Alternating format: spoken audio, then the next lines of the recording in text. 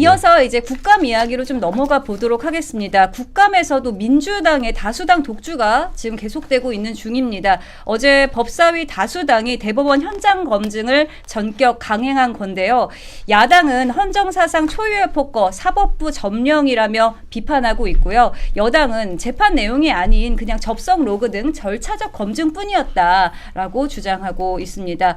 또 그뿐만 아니라요. 법사위가 심리 및 판결 과정 문구를 볼펜으로 이렇게 삭제해서 안건을 통과시키면서 형식과 절차 여기서 모두 문제가 나오고 있습니다. 이 문제 하나씩 짚어보도록 하겠습니다.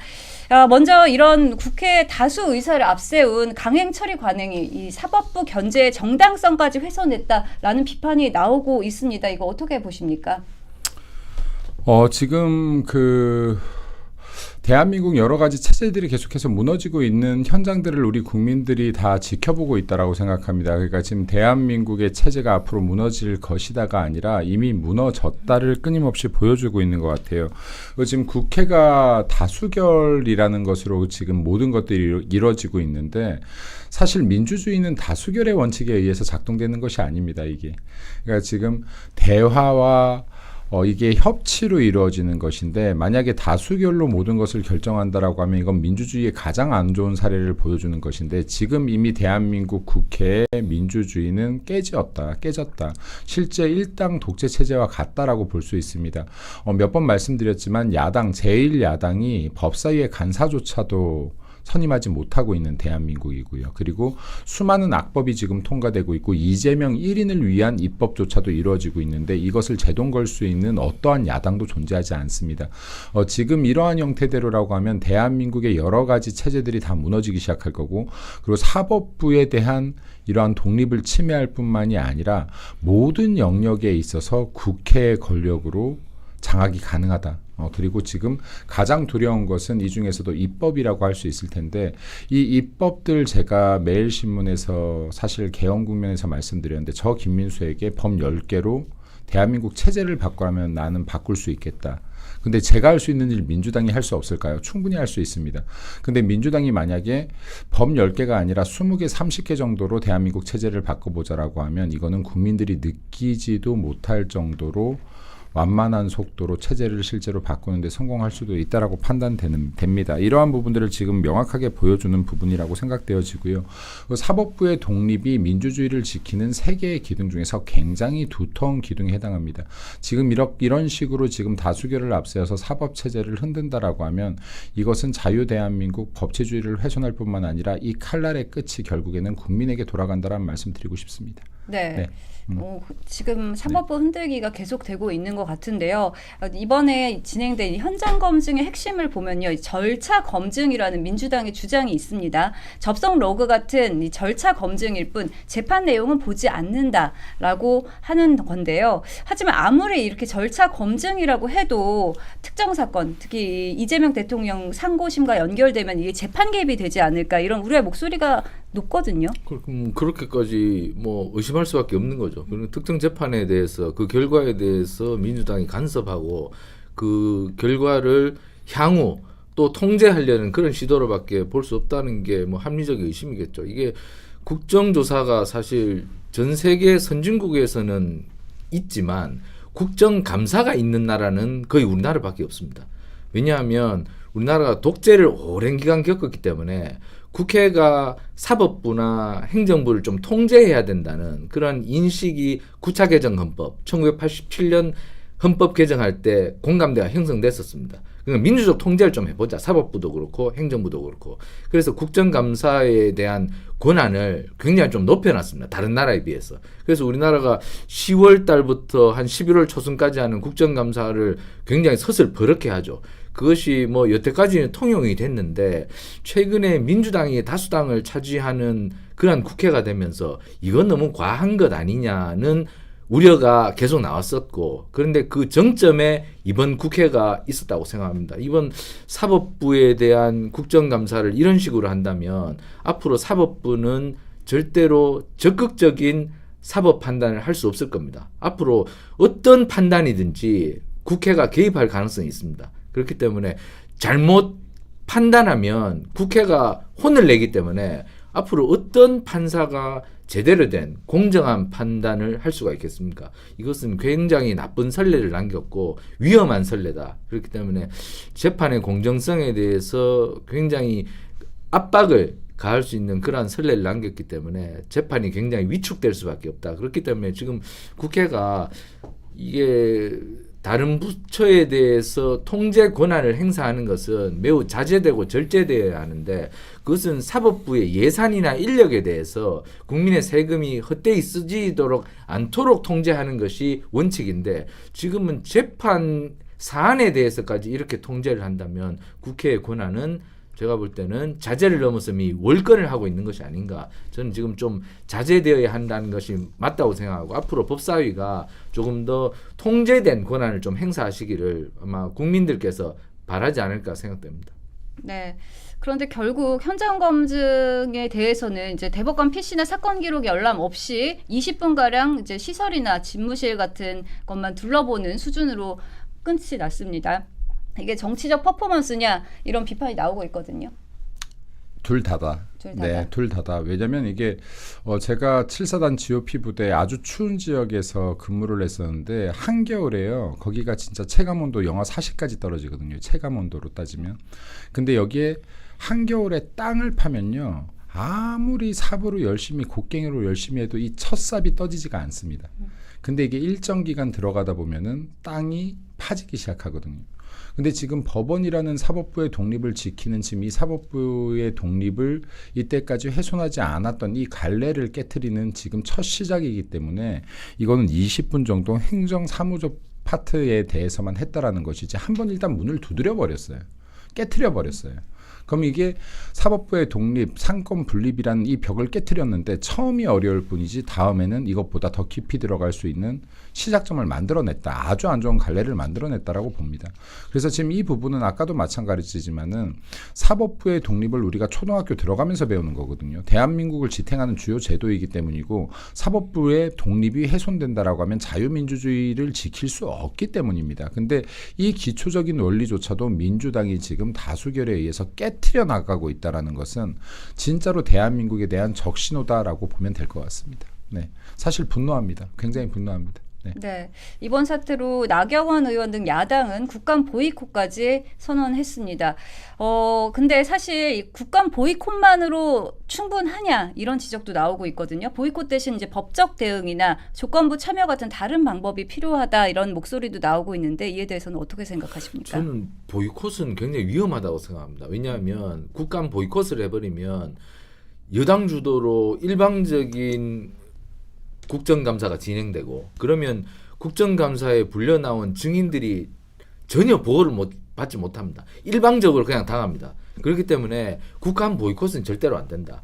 모든 위원회나 모든 현장 국정감사에 야당이 동행해서 거기에 증인들을 보호하고 그 기관을 보호하는 역할을 야당이 해야 된다. 물론 그 기관이나 증인이 잘못하는 부분에 대해서는 야당도 따끔하게 질문해야죠. 하지만 여당 주도로 일방적인 정치 공세를 하는 부분에 대해서까지 그냥 여당이 하는 대로 놔둬서는 안 된다. 야당이 가서 보호해야 된다. 이게 단적인 예가 2020년도에 총선 때 그때 슈퍼 여당이 탄생을 했습니다. 더불어민주당이 압도적으로 그렇다 한 180석 정도 얻었을 겁니다.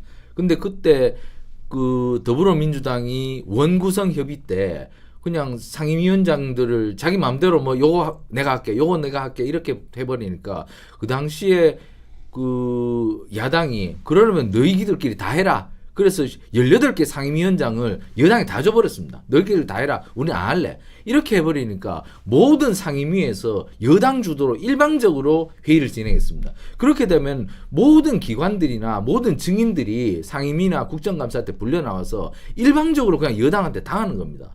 그렇기 때문에 그때 나온 후회가 이거였습니다. 아, 이걸 보이콧을 하면 안 되는구나. 가서 어떻게든지 우리가 방어선을 형성하고 저지선을 형성해야지 증인이 보호받고 기관이 일방적으로 피해를 당하지 않는구나. 이런 그때 그 야당의 그 많은 자성의 목소리가 있었기 때문에 이번에도 일방적으로 지금 많이 여당에 끌려가고 있지만 보이콧은 안 된다. 가서 막아야 된다. 가서 지적할 건 지적하고 막아야 될 것은 막아야 되기 때문에 일방적인 보이콧 말고 현장에 가서 합법적으로 저지하고 그리고 불법적인 부분은 고소 고발을 통해서 정당하게 지적하고 이런 야당의 역할을 해야 된다. 그렇기 때문에 지금 야당이 좀 전술적으로 나갈 필요가 있다. 그냥 우리 이렇게 부당한 의사 진행에 대해서는 못 나갑니다. 이렇게 해서는 절대로 방어선을 형성할 수 없다. 야당이 나가서 싸우는, 나가서 저항하고 투쟁하는 그 형식을 취해야 된다. 저는 이렇게 조언을 드리고 싶습니다. 네, 이렇게 계속 국감의 재판 개입 논란이 계속 되니까요. 우리의 목소리가 계속 높아지고 있습니다.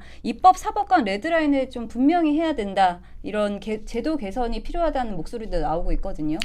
당연히 이건 레드라인이 사실은 명확해야 된다 안 해야 된다도 없이 당연히 명확했었었고 네. 명확해야지 되는 것이 맞는데 그리고 지금 아까도 보이콧에 대해서도 말씀하셨지만 지금 이게 보이콧이 오죽하면은 지금 이제 야당이 저항의 수단이 없다 보니까 보이콧을 외치는 건데 보이콧을 했었을 때 정치적 항의 수단도 될 수 있고 또 이를 통해서 지금 여당의 폭주 여론전을 주도할 수 있는 부분들도 있지만 아까 이제 우리 위원님께서 말씀하셨던 것처럼 이게 지금 국정 운영에 대해서 잘못된 부분을 검증 기회를 상실하기도 하고 자칫하면은 이게 여당 주도로 프레임을 만들어서 프레임에 끌려가는 수도 생깁니다. 그 안에서 일방적인 프레임 해명할 수 있는 기회들을 상실하기 때문에 근데 지금 이제 여기에서 저희들이 좀 국감 같은 경우는 우리들이 화가 나고 분노하더라도 이런 부분에 좀 적극적인 대응도 필요하다. 그리고 아까처럼 우리가 방패 역할도 해줘야 되고 때로는 창 역할을 해줘야 된다라는 말씀도 드리고 싶고 그리고 이걸 지금 계속해서 이제 이야기하는데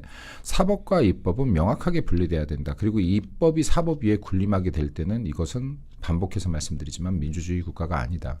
그리고 이것이 인치로 넘어가는 초기 단계이거든요. 그러니까 법 위에 사람이 쓰게 되는 순간 법은 권력의 도구가 될 수밖에 없는데 지금 민주당은 이 작업을 하고 있다라고 봐야 됩니다. 그리고 지금 이때까지 단 한 번도 대한민국 역사에 없던 이런 행위들을 예외적으로 시도하고 있는 것은 결국에는 이재명이라는 본인들의 대표가 사법 리스크에 둘러싸여 있기 때문에 이를 보호하고 권력을 유지하기 위함 아닙니까? 지금 이재명의 사법 리스크를 제로화를 만들고 권력 유지를 위해서 대한민국 시스템을 산산이 갈갈이 찢고 있는 겁니다. 정말 찢고 있는 겁니다. 네, 지금 이 부분들을 우리들이 다시 한번 경각심을 가져야 되고 사실 여기에서 대응할 수 있는 사람이 대응할 수 있는 기관이 국민의힘뿐이 없습니다. 우리들이 지금 한 명 한 명 의원들 107명의 의원들이 똘똘 뭉치고 여기에 원외위원장들까지 똘똘 뭉쳐서 지금 이 부분에 대한 강력한 저항이 필요하다. 지금보다 훨씬 더 강력하고 처절한 저항이 필요하다는 말씀 좀 드리고 싶습니다. 네, 이제 다음으로 김현지 실장에 대해서 좀 이야기를 나눠볼까 합니다. 국감에서 가장 논란의 중심이 되고 있는 인물이 바로 애지중지 현지라고 불리는 김현지 비서실장이 아닐까 싶은데요. 국민의힘에서는 김현지 실장을 대통령 사건 컨트롤 타워로 지목하면서 핵심 인물로 지목하고 있습니다. 종북설, 간첩설, 또 경기동부 연합설 등 이미 다양한 썰들이 계속 나오고 있는데요. 반면에 민주당은 근거 없는 정치 선동이다 라면서 반박하고 있습니다. 사실 이 추석 전부터 그 이전부터 계속 김현지라는 이름을 계속해서 듣다 보니까 국민들께서는 약간 피로감이 오지 않았을까 이런 생각이 드는 것 같습니다. 계속되는 공방 어떻게 보십니까? 아니 김현지 실장에 대해서 저는 별로 궁금하지가 않은데 많은 국민들이 궁금해하시는 것 같아요. 그렇다면 국민들이 알 권리를 충족해 주시는 게 맞죠. 대통령실이나 뭐 대통령실이 못한다면 여당이 거기에 대해서 비판을 해서 김현지 실장에 대해서 적어도 뭐 프로필이라도 나와야 될 거지 않습니까? 프로필이라도 나오는 것이 맞다. 왜냐하면 김현지 실장은 대통령실에서 꽤 높은 위치에 있습니다. 1급 공무원입니다. 1급 공무원은 뭐 부처에 가면 뭐 바로 차관 바로 밑입니다. 그만큼 굉장히 높은 공무원인데 그 1급 공무원에 대해서 프로필도 없고 뭐 아무 양력도 알 수 없다면 뭐 기자들이 뭐 그분이 어느 대학 나왔는지 캐물어서 그냥 취재하고 다녀서 그게 나왔지 않습니까? 대통령실이 공개한 적이 없는데 알 권리 측면에서 좀 공개하는 것이 김현지 실장에 대한 쓸데없는 억측을 해소하는 길이다. 이 지금 여당 같은 경우는 대법관까지 불려 나오게 하고 그리고 대법원장도 뭐 법사위에 나와서 국민들의 알 권리 충족시키라고 하지 않습니까? 누구든지 나오라고 대법관까지가 뭔데 왜 안 나와? 이런 식으로까지 말씀하시는데 김현지 실장도 자신의 프로필부터 일단 공개해야 되고, 그리고 자신의 경력 아낌없이 모두 낱낱이 공개하셔야 되고, 그리고 국회가 나오라고 하면 나가는 것이 맞습니다. 지금 국회에서 뭐 대법관이나 대법원장도 나오는 판에 뭐 못 나올 분이 어디 있습니까? 지금 이미 모든 영역이 허물어진 판에. 그렇기 때문에 김현지 실장께서는 대통령께서 나가라고 뭐 하시든 하지 않든 이미 뭐 우상호 정무수석도 김현지 실장 나온다고 말씀하셨습니다. 그렇기 때문에 수석께서 이미 말씀하신 부분이 있기 때문에 수석이 국회에 약속한 부분도 있기 때문에 나오는 것이 맞다. 그것이 이재명 정부의 성공을 위해서 그것은 당연히 나와야 되는 것이고, 그리고 지금 나오지 않는다면 쓸데없는 억측만 더 커진다. 지금 벌써 오늘 언론에는 김현지 실장이 과거에 그 이화영 그 경기도 평화부지사 대북 속금 사건에 재판받을 때 변호인에게 전화를 했다는 것이 오늘 언론 보도로 나왔지 않습니까? 김현지 실장이 뭔데 왜 전화를 했을까? 거기에 대한 억측이 또 꼬리를 물고 있습니다. 그렇기 때문에 국민들께서 여러 가지 궁금해 하신다면 쓸데없는 또 소문이 나기 전에 나오셔서 제대로 해명한다면 그것이 모두 해명되지 않겠습니까? 뭐 숨길 것이 있습니까? 숨길 것이 있다면 더 궁금해지고 더 큰 쓸데없는 소문에 휩싸이겠죠. 그러니까 그런 것들을 해소하는 측면에서 빨리 나오시는 것이 맞고, 그리고 1급 공무원 정도 되면 자신의 프로필을 공개하는 것이 국민들에게 대한 도리다, 이렇게 말씀드리고 싶습니다. 네. 위원님께서는 또 어떻게 보십니까? 지금 이제 국민들이 이렇게 말하거든요. 해경궁, 현지 마마 이렇게 얘기를 해요. 그럼 지금 김해경은 궁이고 현지는 마마다, 현지가 더 위에 있다라는 지금 이런 우스갯소리들이 국민들 사이에서 퍼지고 있는 것인데, 김현지가 왜 이렇게 이슈냐라는 것은 크게 한 4가지로 볼 수 있을 것 같아요. 뭐 첫째는 지금 인사 개입을 할 수 있는 비선 실세다, 실질적인 권력자라는 것 하나. 그리고 두 번째는 이재명과 연관된 여러 가지 지금 재판이나 수사 등의 변호사 교체부터 이 변호에 개입을 했다라는 것 하나. 그리고 또 세 번째는 이 신원에 대한 부분. 방금 말씀하셨지만 신원 파악이 되지 않다 보니까 여러 의혹이 나오죠. 하물며 간첩설까지 나오고 있는 중입니다. 이것이 다 신원 파악이 안 되기 때문에 나오는 이야기 아니겠습니까? 그럼 이런 것들 셋. 그리고 또 네 번째는 개인 사생활까지 나오고 있는 것인데, 여러 가지 뭐 지금 자녀설이라든지 개인 사생활까지. 그럼 이게 약간 국민들께서 너무 많이 들어서 필요하지 않을까 하는데 아니에요. 국민들은 지금 이게 너무 궁금해서 에너지가 넘치기 시작하셨어요. 궁금해 죽겠어요. 김현지를 보고 싶어요. 현지야 보고 싶다를 외치고 싶어요. 근데 지금 김현지를 꽁꽁 숨겨두고 있는 거예요. 자, 민주당과 이재명 정권은 예를 들어서 김현지에 대한 이런 모든 의혹이 근거가 없다라고 자신한다면 빨리 국감장에 내보내면 돼요. 국감장에 내보내서 이 모든 의혹을 해소하면 됩니다. 근거가 없으면 해소시키면 돼요. 근데 이렇게까지 똘똘 싸매는 것은 이 자신이 없으니까 내보내지 못하는 것이 아닌가라는 것이 합리적 의심이 되겠죠, 당연히. 그리고 지금 특히 어제 오늘 나왔던 것들 중에서는 지금 이화영의 대북 송금 같은 경우는 지금 굉장히 마지막 판결까지 지금 크게 판결이 났던 거거든요. 이게 아마 제 기억에 8년, 9년 정도 났나요? 자, 그러면 이 이화영의 첫 변호사 같은 경우에도 마찬가지인데, 이화영이 처음으로 이재명이 대북 송금에 연관되어 있다는 발언을 하고 나서 3일 후에 변호사 사임을 합니다. 근데 이 사이에 지금 김현지가 전화를 해서 지금 변호사가 이화영에게 검찰에 협조하라는 말을 했기 때문에 이런 발언이 나온 것으로 오해를 받고 있으니 물러서는 것이 좋겠다라고 해서 지금 사임했다라는 거 아닙니까? 자, 이 정도면은 지금 타인의 재판에 변호사까지 개입을 한 거예요. 이거 상식적으로 이해가 되나요? 상식적으로 전혀 이해가 되지 않죠. 자, 그럼 여기서 하나만 더 말씀드리면, 이것은 어쩌면은 지금 여러 의혹이 나오고 있는데, 실제로 이화영과 공동 범죄로 사람들이 볼 수 있는 충분한 지금 이 사실만으로도 근거가 될 것이고, 만약에 이게 사실이라고 가정한다면 지금 이 변호사들에 대해서 보고를 받았다는 건 실질적인 변호팀이 존재했을 가능성까지도 제기할 수 있다라는 겁니다. 자, 이렇게 계속해서 의혹이 커지는 거예요. 야, 김현지가 뭔데 변호사한테 보고를 받아? 김현지가 뭔데 김용 변호사가 체포영장까지 갖다가 보여줘? 김현지가 대체 뭐야? 누구야? 하게 되는 것인데, 이러한 사실들이 계속 의혹들이 나오고 있는데도 불구하고 김현지 깨끗해, 근거 없어, 그러니까 못 보내 하면 이거는 국민들이 과연 이 부분을 인정하겠는가? 인정하지 않을 것이다. 그렇기 때문에 제가 지난번에도 이 말씀을 드렸는데요. 김현지에 대한 의혹, 김현지를 국감장에 불러내는 거 쉽지 않겠지만은 국민의힘이 김현지에 대한 의혹을 사실 수준으로 근거를 만들기 시작한다면 민주당에서 김현지를 꽁꽁 숨길수록 수많은 국민들은 이 의혹을 모두 사실로 받아들이게 될 것이다. 네. 그래서 민주당이 정말 자신이 있다면, 이재명 정말 자신이 있다면, 김현지 정말 자신이 있다면 국감장에 나와라라는 말씀 드리고 싶습니다. 네, 결국 국감장에 나올 거라고 보십니까? 어떻게? 안 나올 거라고 봅니다. 안 나올 것이다. 왜냐하면 지금 이게 이재명 정권과 민주당은 지금 현재 무서운 게 없어요. 국민도 안 무섭습니다. 국민이 무서우면 지금 사법부를 저렇게 탄압할 수가 없고요. 그리고 입법을 이렇게 마음대로 할 수가 없습니다.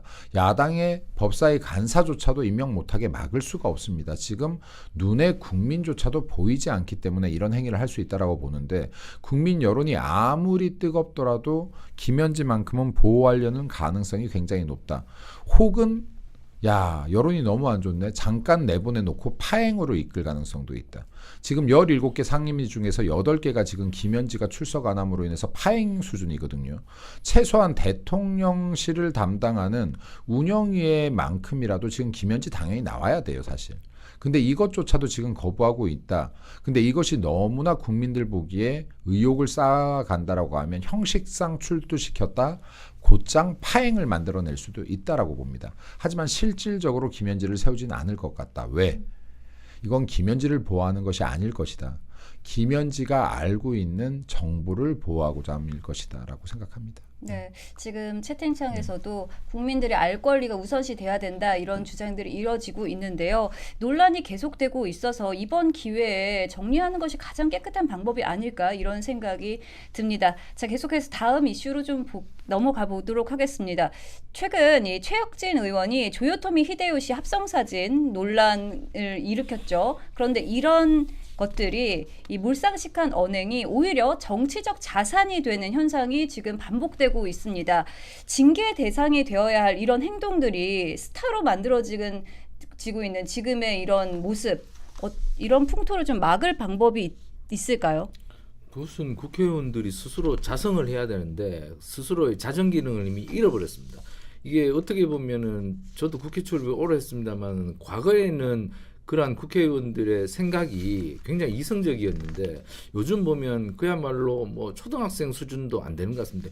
이렇게 법사위원장만 봐도 추미애 법사위원장은 사실 지난번에 우원식 국회의장하고 경쟁해서 국회의장에서 떨어졌습니다. 그렇다면 그런 분들은 상임위원장 맞지 않습니다. 그냥 뭐 거의 뭐 고문 수준에서 덕담하고 이렇게 가는 거지. 지금 상임위원장 현장으로 돌아서 저렇게 뭐 사실 좀 전행이라는 표현까지 어울릴 만큼 저렇게 행동하는 사례가 없었습니다. 하지만 이렇게 하는 것은 결국 자신의 정치적 욕망을 채우기 위함이다. 뭐 지방선거에 나가실지 안 나가실지 모르겠지만 다음 행보를 위해서 조금 더 과격하게 보이고 그리고 정치적 한당주의를 통해서 좀 더 주목도를 이끌어내는 이런 정치적 파행을 일으키면서 국회의 질을 점점 더 떨어뜨리고 있다. 그렇기 때문에 국회에서 이미 자정과 자성이 이미 안 되고 있다. 그렇기 때문에 국민들께서 좀 심판을 하셔야 되는데 지금 당장 뭐 총선이 앞으로 3년이 남았기 때문에 국회에 대한 뭐 심판은 어려울 것 같고